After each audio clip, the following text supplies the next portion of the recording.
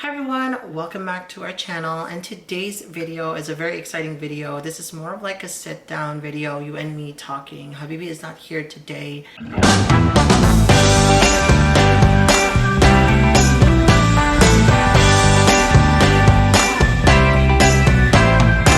The reason why I'm doing this video is because I have received a bunch of questions regarding how is it like moving to Canada, how is the life in Canada and stuff like that. Just a quick background, I have been in Canada since 2012. I came here under the Temporary Foreign Worker Program, so I was in a work permit initially for 2 years. I got my permanent residency in 2015 and got my citizenship in 2018.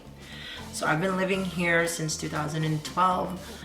It's almost a decade. Isn't that crazy? Anyway, let's jump into the video. What are the challenges that I have experienced moving to Canada?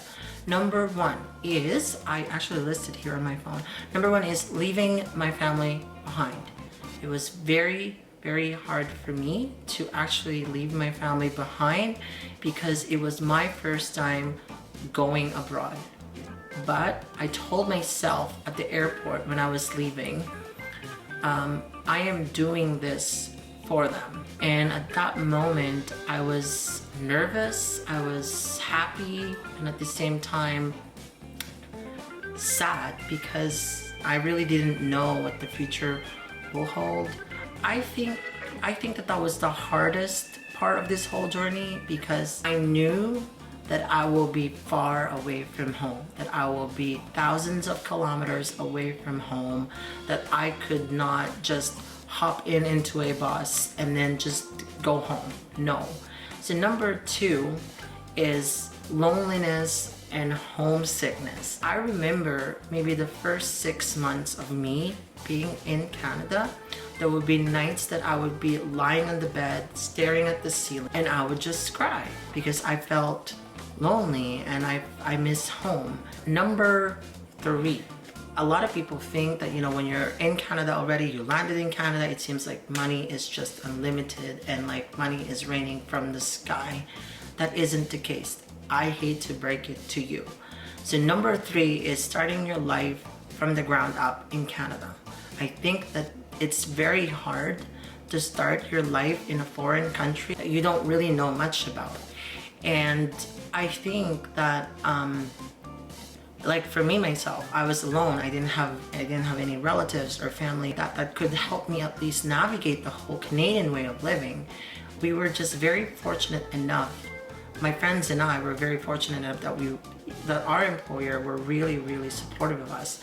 They kind of like guided us in a way, but they let us experience it on our own. They didn't really babysit us. They let us, this is what you have to do, but you have to do it on your own as well. I think that when people come here and they have family and relatives here and they're all settled here, that would have been easier. But in my experience, I didn't have any of that. How do I open my bank account? How do I get my SIN number? What do I do next? Is this even legal? So many questions that you are asking and you don't really know about because you're starting your life from the ground up, right? Number four is culture shock. Culture shock is real. There are so many social issues in Canada that is, I would say, not really acceptable in the Philippines. So like, for example, divorce is legal in Canada. I know the Philippines is the only country in the world that does not have divorce, I believe, or the only sovereign state, correct me if I'm wrong. Second, same-sex marriage is legal in Canada since 2005, I believe.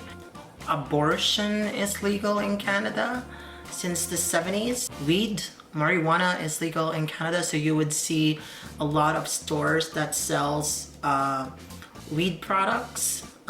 Assisted death is legal in Canada. So like, for example, if somebody is terminally ill, if somebody is terminal, like the illness is terminal, then they could apply to have an assisted death, and a doctor could do that and perform that. Like, it's more of like, for example, you have a disease and no matter what the doctors do, you will still end up dying. So the patient would probably request to rather die than to continue on and suffer. Also, we have universal healthcare in Canada, so it's a publicly funded healthcare. Some provinces do pay a fee, so you pay into it, but it's not much. But in Alberta specifically, we don't pay anything into Alberta healthcare, so we just go visit a doctor, you present your Alberta health card, and you don't have to pay anything. Yeah, you'll have culture shock moments for sure. Number 5 and last, I think I would consider it a challenge because I came from a tropical country like the Philippines. So number 5 is weather. If you feel like I'm not a fan of the cold, Canada is a cold country. Well, not like all the time, but like you would experience winter, I would say November, December, January, February, and March. And sometimes it's still snow in April. So you will have like at least 5 to 6 months of snow. And you will have at least 3 months, so like June, July, August of about like, summer.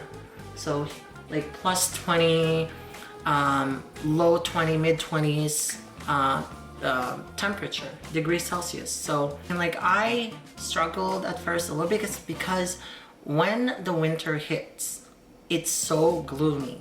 I felt like it was so gloomy because you have shorter days and longer nights. In the summer, you will have longer days and shorter nights. So sometimes it's 11, 12 midnight and it's still bright outside in the summer. In the winter, sometimes it's 4 o'clock and it looks like it's 9 in the evening. So yeah, those are the 5 things that I have faced as the challenges. So again, leaving my family behind, there's so many Filipinos that go out of the country every single year to go in a foreign country, seek a better life and a better future for their families back home. And that is, I think, very, very hard. Loneliness and homesickness, I think that's very, very valid. Especially if like I have lived the majority of my life in the Philippines, 23 years. I grew up there, went to school there, I finished my university, etc. So obviously you're kind of used to like the environment, and then when you come to Canada, obviously it's a different environment. You see different sceneries, you see a lot of things that is very, very different to you. Starting your life from the ground up, I think that you should have at least a little bit of a checklist of what you have to do. Where do I have to live? How much is the rent, etc. Yeah, and then culture shock, and then weather. So I hope you guys enjoyed this video.